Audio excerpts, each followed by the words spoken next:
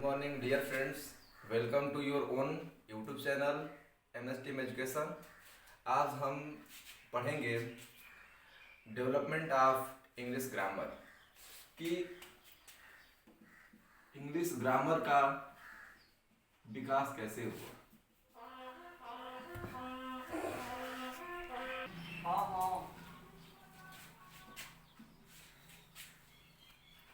जब भी कोई व्यक्ति जन्म लेता है तो जन्म के पश्चात वह सबसे पहले साउंड से परिचय करता है।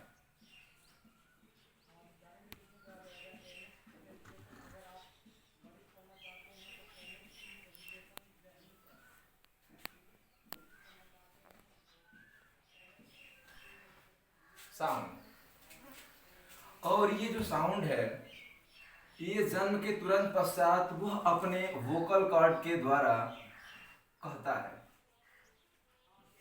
वह वोकल कॉर्ड जो उसको गॉड गिफ्टेड होता है, वह बच्चा जो अपने शरीर के किसी भी अंग का यूज करना नहीं जानता है, वह सबसे पहले चिल्लाता है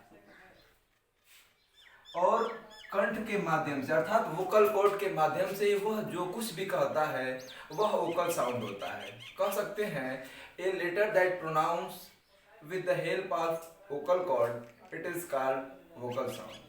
और जो वोकल साउंड होता है वो वावेल साउंड होता है। जैसे जैसे बच्चा बड़ा होता है तो वह अपने शरीर के कुछ अन्य अंगों का यूज करना भी जान जाता है। जैसे वह अपने लिप, टीथ, टंग और अन्य पार्ट्स ऑफ बॉडी के द्वारा कॉन्सोनेंट साउंड को बोलना सीख जाता है।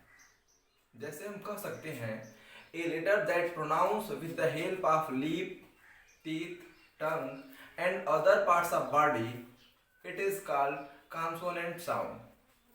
और जो ये वावेल साउंड और कॉन्सोनेंट साउंड, इन दोनों साउंड के मिलने से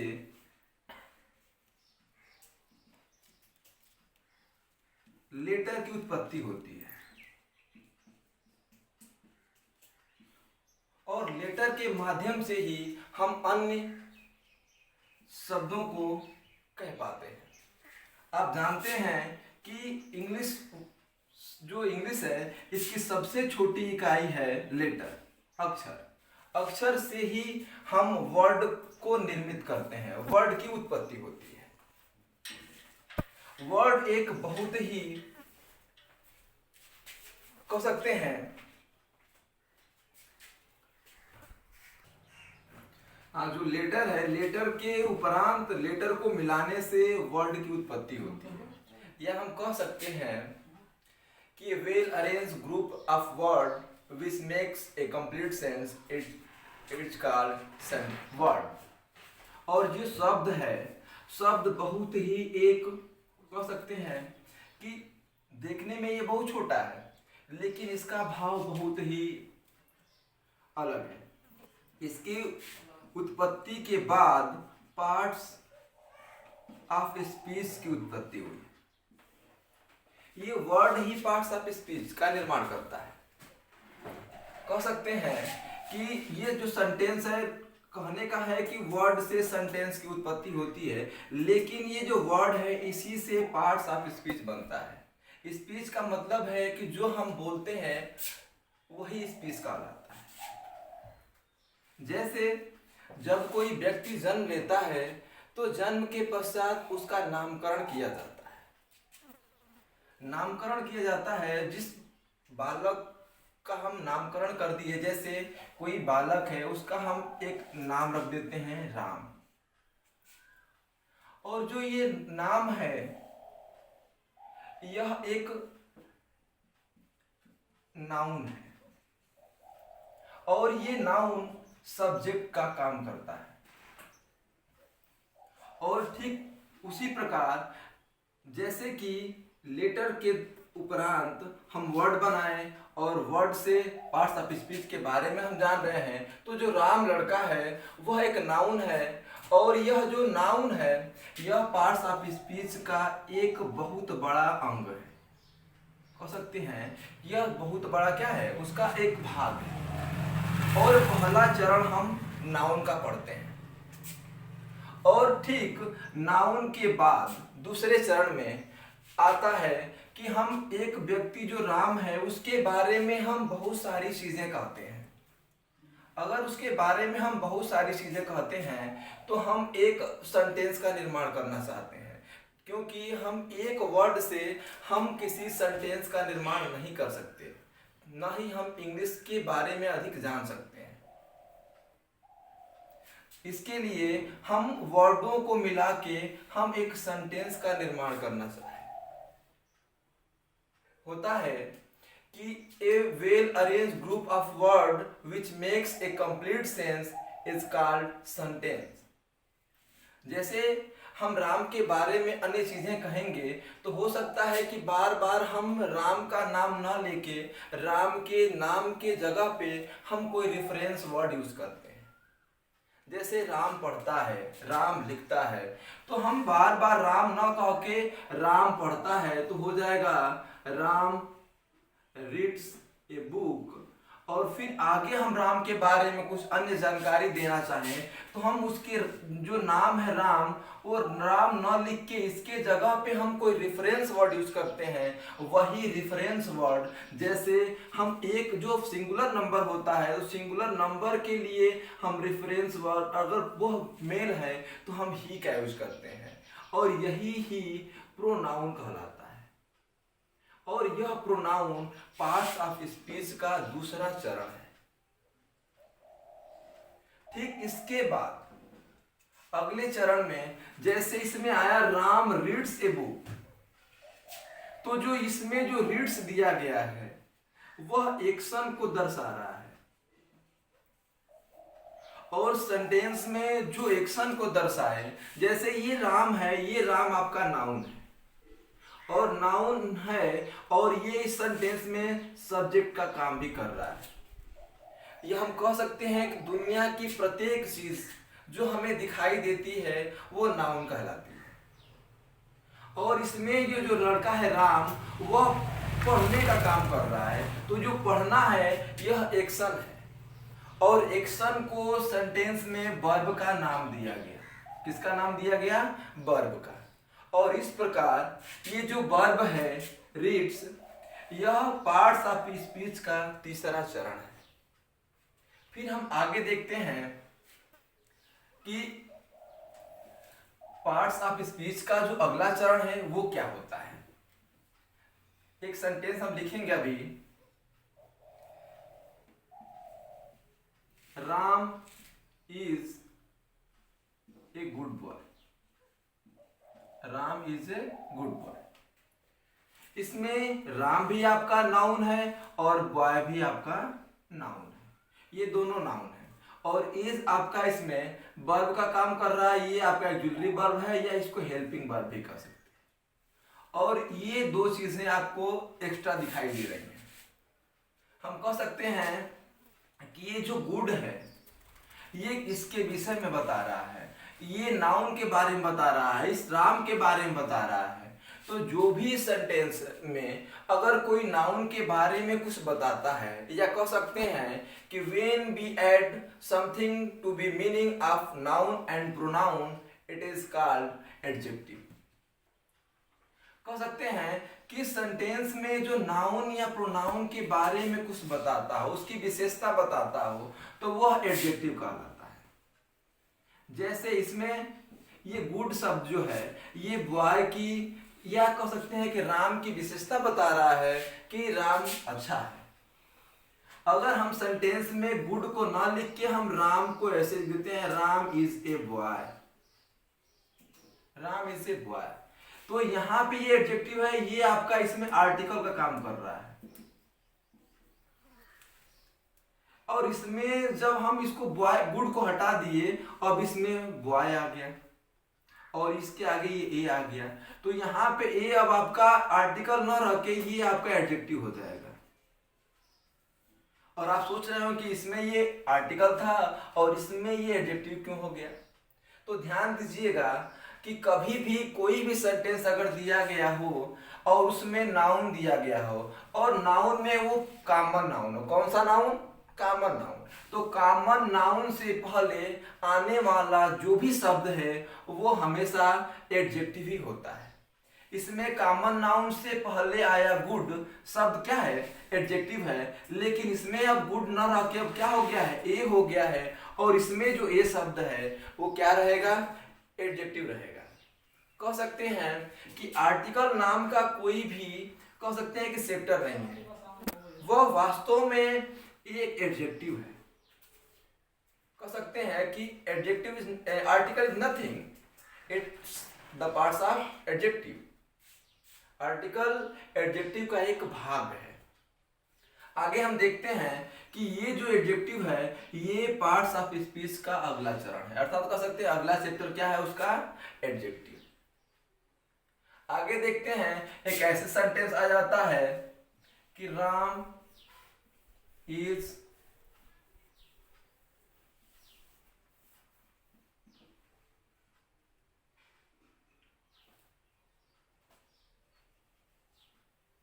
राम ना लिख के यहां पे हम कुछ दूसरा लिखते हैं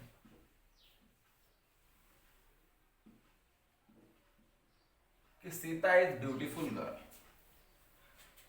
तो यहाँ पे जो ब्यूटीफुल दिया गया है वह एडजेक्टिव है, लेकिन इससे पहले एक और हम सब जोड़ देते हैं कि Sita is very beautiful girl. तो यहाँ पे आपका जो गर्ल दिया गया है और ये जो सीता दिया गया है ये दोनों नाउन का काम कर रहे हैं, दोनों किसका काम कर रहे हैं, नाउन का काम कर रहे हैं, और ये जो ब्यूटीफुल शब्द दिया गया वो एडजेक्टिव है।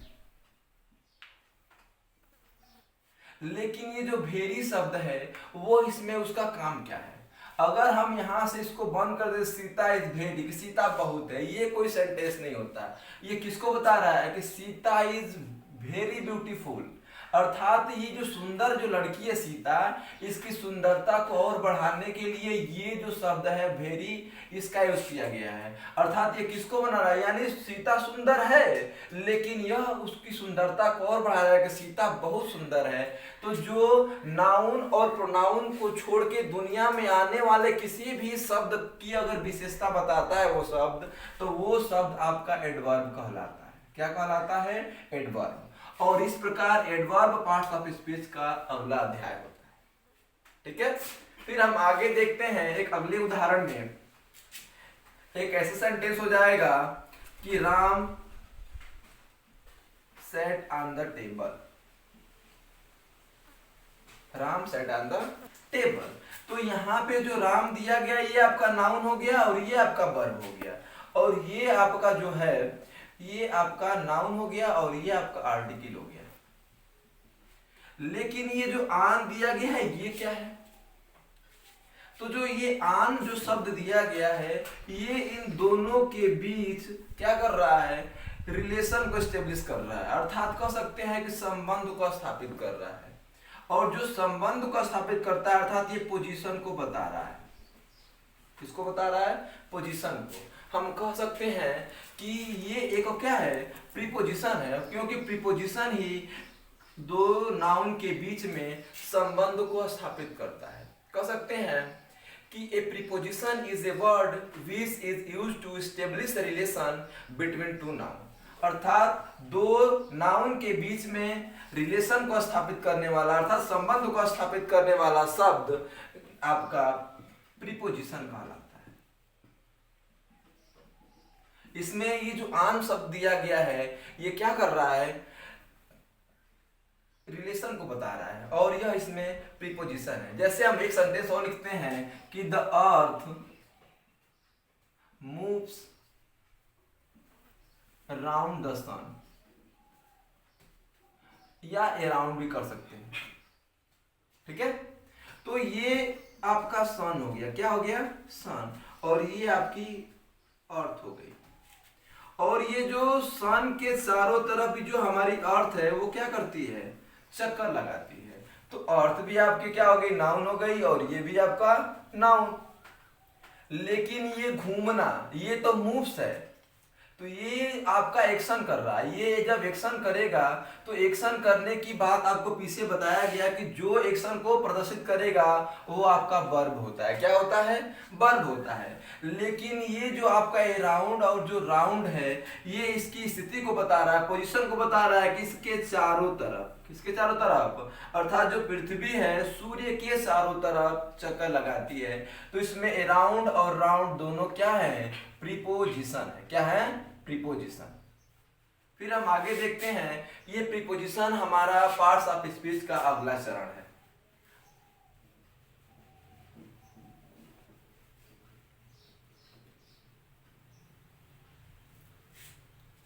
अब देखिए, एक ऐसा सेंटेंस देते हैं कि Ram is a good boy but Shyam is bad. ठीक है, तो हम अभी तक एक छोटा सेंटेंस पढ़ रहे थे, लेकिन अगर हम चाहें कि हम एक और सेंटेंस जोड़ के हम बड़े सेंटेंस को पढ़ें, तो इसमें एक यह सेंटेंस आपका हो गया और यह एक सेंटेंस हो गया, और इसमें यह एक सेंटेंस को जोड़ने के लिए ये बट शब्द आ गया। जैसे हम एक और लिख सकते हैं कि राम एंड श्याम।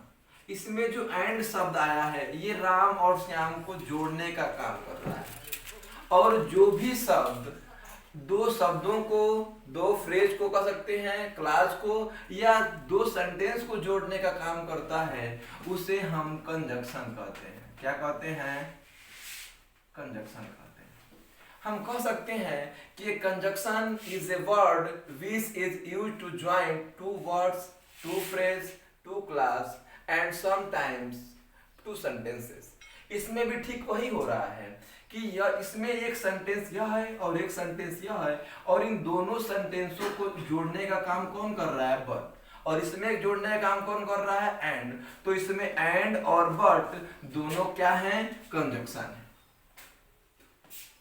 आगे देखते हैं, जो पीछे आपको बताए थे कि आर्टिकल का हम यूज कब करते हैं, ये आपको बता दे रहे हैं। जो आर्टिकल है ए और एन, अभी और द, कुछ सेंटेंसों में इसका यूज किया गया। तो आपको बताए हम कि जो कॉमन नाउन होता है, तो कॉमन नाउन के पहले हमेशा हम आर्टिकल का यूज करते हैं। जैसे एक सेंटेंस हो जाएगा कि Ram is a good boy, तो बॉय से पहले हमारा गुड आया, और तो ये आपका एडजेक्टिव हो गया। लेकिन अगर हम इसको हटा देते हैं, बस इतना ही रखते हैं कि राम इज ए बॉय, अगर हम इसको भी हटा देते हैं तो ये कभी आपका एडजेक्टिव नहीं बनेगा, ये हमेशा वर्ब ही रहेगा। अगर हम ऐसे कर दें कि राम इज बॉय, तो ये आपका सेंटेंस गलत हो जाएगा। तो आप ध्यान रखिए कि कभी भी कैसा भी सेंटेंस आप लिखें, अगर उसमें आप कॉमन नाउन का यूज कर रहे हैं, तो कॉमन नाउन को लिखने से पहले आप ए का या आर्टिकल का प्रयोग जरूर कीजिएगा, क्योंकि वो आर्टिकल ही आपका उसमें एडजेक्टिव का काम करता है, और कभी भी कॉमन नाउन बिना एडजेक्टिव का नहीं आता है। ठीक है, फिर हम मिलेंगे अगले वीडियो में अगले दिन। आप इस वीडियो को अंत तक देखने के लिए धन्यवाद।